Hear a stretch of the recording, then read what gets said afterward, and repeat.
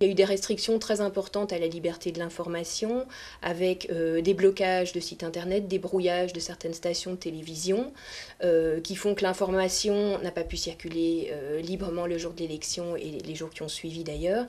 Et puis, le guide suprême a félicité Ahmadinejad de son élection, alors que le Conseil des gardiens, qui est l'organe qui normalement doit annoncer les résultats officiellement, ne s'était même pas encore prononcé.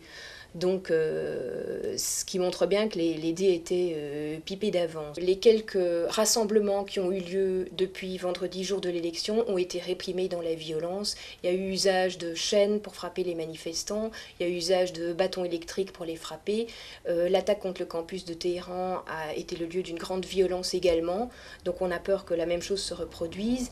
Et ce qu'il faut saluer ici, c'est le courage des gens qui descendent dans la rue à l'heure où on parle, alors que c'est vraiment une chape de plomb, c'est vraiment un climat de terreur qui prévaut en Iran depuis des mois et qui va crescendo, qui allait crescendo avec l'approche des élections. Nous appelons la communauté internationale à ne pas reconnaître le résultat de ces élections, à faire passer clairement le message aux autorités iraniennes que cette élection n'a pas été équitable et que donc les résultats n'en sont pas acceptables tels quels.